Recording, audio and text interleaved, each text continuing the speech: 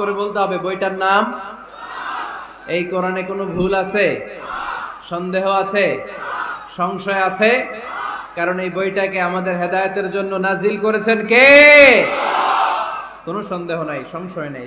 Subscribe to my channel. যালিকাল কিতাব লা রাইবা ফি হুদাল লিল মুত্তাকিন। This is the book whereof there is no doubt in it and a guidance to those who are muttaqin. এই বইটা এমন বই যে বইয়ে কোনো ভুল নাই, কোনো সন্দেহ নাই। আর মুত্তাকিনদের জন্য এই বইটাকে পথপ্রদর্শনকারী করে নাজিল করেছে কে? আল্লাহ। এজন্য এই বইটার সাথে আমাদের সম্পর্ক বাড়াতে হবে। প্রতিদিন কোরআনের তেলাওয়াত করা লাগবে, এই কোরআনের আয়াতগুলোর অর্থ বোঝা লাগবে। তাহলে দুনিয়াতেও শান্তি, আখিরাতেও শান্তি দিবে কে? আমরা যেন কোরআনকে আমাদের সাথী বানাই, কোরআনকে আমাদের বন্ধু বানাই। এই কোরআন থেকে আজকে আমরা কথা শুনবো, সবাই আওয়াজ করে পড়েন ইনশাআল্লাহ। আজকের আলোচনার বিষয় হচ্ছে হ্যাপি কাপল, সুখী দম্পতি। স্বামী আর স্ত্রী কেমন করে একটা সুখী দাম্পত্য জীবন কোরআনের আলোকে, ইসলামের আলোকে গঠন করতে পারে, এ বিষয়ে কিছু কথা আজকের এই চমৎকার রজনীতে আমরা শুনবো ইনশাআল্লাহ। পড়েন। আপনারা বিয়ে করছেন তো সবাই নাকি? হ্যাঁ,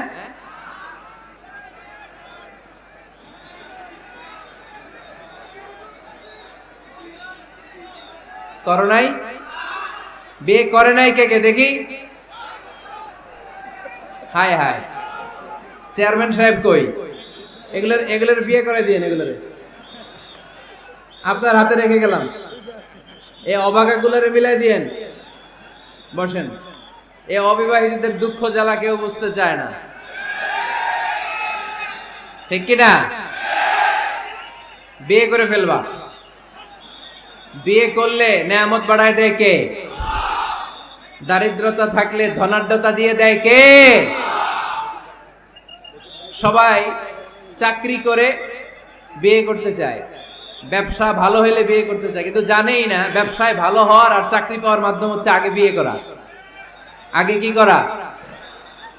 স্বাধীনতার স্থপতি বঙ্গবন্ধু শেখ মুজিবুর রহমান 18 বছর বয়সে বিয়ে করছে।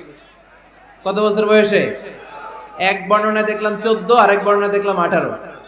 কাজী নজরুল ইসলাম অল্প বয়সে বিয়ে করছে। মহাত্মা গান্ধী অল্প বছর বয়সে বিয়ে করছে। শেক্সপিয়ার ছোট থাকতে বিয়ে করে ফেলছে। তো এরা এই যে আগে বিয়ে করছে, এদের সফল হইতে কোনো সমস্যা হয়েছে? কথা বলেন না কেন? বঙ্গবন্ধু শেখ মুজিবুর রহমান উনি কি সফল রাষ্ট্রনায়ক নন? কাজী নজরুল ইসলাম সফল কবি নন? তো এদের আগে বিয়ে করা তো এদের সফলতা ঠেকায় রাখতে পারে নাই। এরা আগে বিয়ে করে সফল হয়েছে, কিন্তু আমরা সফল হয়ে তারপরে বিয়ের পিড়িতে বসতে চাই, ঠিক কিনা? ঝামেলাটা এইখানে। এজন্য ছেলের বাবা, মেয়ের বাবা, নীলফামারীতে যারা আছেন সবাইকে বলি, ছেলে মেয়ে প্রাপ্ত বয়স্ক যদি হয়, ছেলের জন্য উপযুক্ত মেয়ে পাওয়া গেলে, ভালো মেয়ে পাওয়া গেলে দিনদার, আর মেয়ের জন্য ভালো পাত্র পাওয়া গেলে বিয়ে দিয়ে দিবেন। আর নিকাহ মিন সুন্নতি ফামান রাগিবা আন সুন্নতি ফালাইসা মিননি। বিশ্বনবী বলেন বিয়ে এটা আমার সুন্নাত, আর যে আমার সুন্নাতকে পছন্দ করে না সে আমার উম্মত দাবি করতে পারবে। আরবাআন মিন সুনানিল মুরসালিন, 4টা কাজ দুনিয়ার সব নবীরা করেছেন, এর মধ্যে একটা হচ্ছে বিয়ে। সুবহানাল্লাহ পড়বেন না? এজন্য বিয়ে করবেন সম্মানিত ভাইরা, বিয়েতে বরকত। যারা বিয়ে করে নাই তাদের ঈমানের অর্ধেক অপূর্ণাঙ্গ। বিয়ে করলে ঈমানটাকে পরিপূর্ণ করে দেয় কে? তো যারা হাত তুলছে এদেরকে আল্লাহ রূপবতী, গুণবতী, নেককার, ভদ্র স্ত্রী দিয়ে আল্লাহ ধন্য করুক। আমরা পড়ি আমিন। দেখছেন এখন গলার আওয়াজ বড় হয়ে গেছে, এখন মহা খুশি, বিয়ের কথা শুনলেই খুশি। তো আজকের আলোচনাটা যারা নিউ কাপল, নতুন বিয়ে করেছেন তাদের কাজে লাগবে, আর যারা তোমরা বিয়ে করোনি তোমাদেরও কাজে লাগবে সামনে, আর মুরব্বী যারা এদেরও কাজে লাগবে। আপনারা আপনাদের অভিজ্ঞতার আলোকে এই আলোচনার কথাগুলো আপনাদের নাতি নাতকো এদেরকে শোনাবেন। তাহলে আজকের আলোচনার বিষয় হচ্ছে হ্যাপি কাপল, সুখী দম্পতি। সুখী দম্পতি, দম্পতি মানে হচ্ছে স্বামী আর স্ত্রী। স্বামী আর স্ত্রী বানায় যেজন মিস্ত্রি, সে বড় আজব কারিগর ও মনরে, সে বড় কঠিন কারিগর। স্বামী আর স্ত্রী এই সম্পর্কটা মিলিয়ে দিয়েছেন কে? কোথায় মিলিয়ে দিয়েছেন? জান্নাতে। আওয়াজ করে বলেন কোথায়? আমাদের আদি পিতা আদম আলাইহিস সালাম, আদিমাতা হাওয়া আলাইহিস সালাম, এরা হচ্ছেন পৃথিবীর প্রথম দম্পতি, the first couple in the world. পৃথিবীর সর্বপ্রথম দম্পতির নাম হচ্ছে আদম আর হাওয়া। জান্নাতে ওনাদের বিয়ে পড়াই দিছিলেন কে? তার মানে বিয়ের সম্পর্কটা এটা জান্নাতি সম্পর্ক, এটা একটা চমৎকার সম্পর্ক। এজন্য এই দাম্পত্য জীবন আমাদের এই সামাজিক জীবনের প্রভাব অনেক বেশি। অনেক দম্পতি আমাদের কাছে বলে, হুজুর সুখ নাই, শান্তি নাই। স্ত্রী এসে বলে, হুজুর আমার হাজবেন্ড আমাকে পছন্দ করে না, পরকিয়া করে। এই পরকিয়ার ভাইরাস বাংলাদেশে আছে না নাই? নীলফামারীতে বোধহয় নাই, আপনাদেরও আছে? আচ্ছা। আবার অনেক হাজবেন্ড এসে বলে আমার স্ত্রীর এই সমস্যা। তো এগুলো সমাজের সবচেয়ে বড় সমস্যা, ঘাতক ব্যাধির চেয়েও বড় ব্যাধি। এগুলো নিয়ে কেউ মুখ খোলে না, কথা বলে না। ফলে দাম্পত্য জীবনের কলহ এটা দুর্বিষহ হয়ে ওঠে। আজকের আলোচনার মধ্য দিয়ে আমরা জানবো স্বামী স্ত্রী কেমন করে একটা সুখী, সমৃদ্ধ, আনন্দময় দাম্পত্য জীবন লিড করতে পারে। এ বিষয়ে আমাদের জানার দরকার আছে না নাই?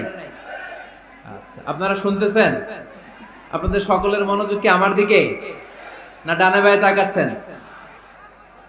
এই দিকে এখনো থামতে পারে নাই, আপনি করাই দেন পরে। এই বাম দিকে এখনো থামতে পারে নাই। আমার মোনাজাতের সময় হয়ে আসতেছে, তোমরা ধাক্কা পাচ্ছে, আমি দোয়া করে চলে যাচ্ছি। কিছুই নিয়ে যেতে পারলা না, তোমরা নিজেও শুনলা না, অন্যদেরকেও শুনতে দিলা না। না না, এরকম করেন না, চেয়ার দিয়ে করেন না, চেয়ার দিয়ে করেন না, রাখেন রাখেন রাখেন। আমি তো তোমাদেরকে হাত নেড়ে শান্ত হতে বললাম, এরপরে কথা কিসে দেখেন।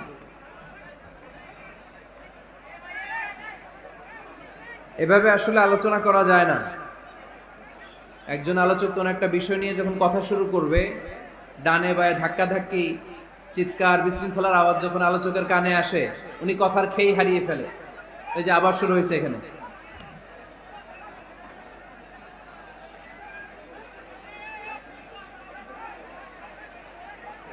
এই যে এখানে 50 জন হবে, আমার দিকে তাকাও। কি এখানে কি তোমাদের সমস্যা কি?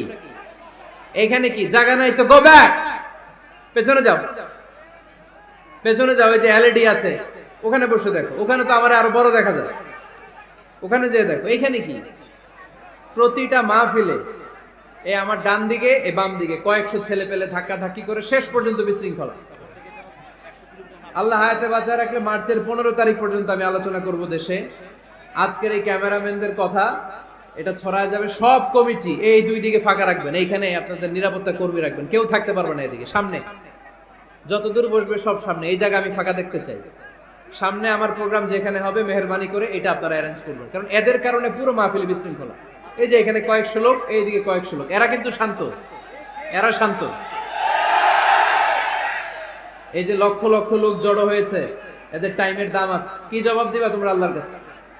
কেন বিশৃঙ্খলা করো এখানে? একেবারে চুপ, একেবারে চুপ।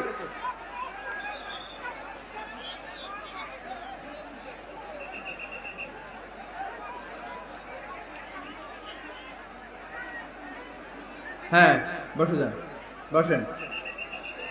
ধাক্কাধাক্কি করতে আসছেন, বসেন, ধাক্কাধাক্কি করে বসেন।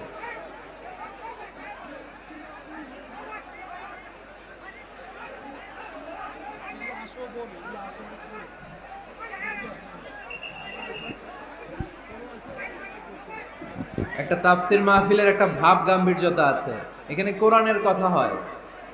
এখানে এরকম বিশৃঙ্খলা করলে মাহফিলের সৌন্দর্যটাই নষ্ট হয়ে যায়। আওয়াজ হবে না, আওয়াজ হবে না। হ্যাঁ ঠিক আছে, বসে যান। ইশারায়, মুখে আওয়াজ করা যাবে না, ইশারায়।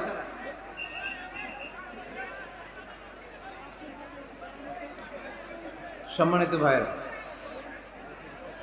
আমরা দাম্পত্য জীবনে সুখী হতে চাই কোরআন সুন্নাহর আলোকে। স্বামী স্ত্রীর সম্পর্কটা এটা একটা মধুর সম্পর্ক, ঠিক কিনা? স্বামী স্ত্রীর সম্পর্কটা কেমন জানেন? স্বামী স্ত্রীর সম্পর্কটা হচ্ছে হাত আর চোখের মতো। হাত ব্যথা পেলে চোখ দিয়ে পানি ঝরে, আবার চোখ দিয়ে পানি ঝরলে হাত সেই পানি মুছে দেয়, ঠিক কি না? স্বামী আর স্ত্রীর সম্পর্কটা এরকম হবে, হাত আর চোখ। হাত কেটে গেলে চোখ দিয়ে পানি পড়ে, আবার চোখ দিয়ে পানি পড়লে হাতই ওই পানি মুছে দেয়। সম্পর্কটা এরকম থাকার দরকার আছে না নাই? আছে। আল্লাহ তাআলা স্বামী স্ত্রীর সম্পর্ককে কোরআনে পোশাকের সাথে তুলনা করেছেন। ড্রেস, কস্টিউম, পোশাক। আওয়াজ করে বলেন, কিসের সাথে তুলনা করেছেন? পোশাক। কেন পোশাকের সাথে তুলনা করলেন?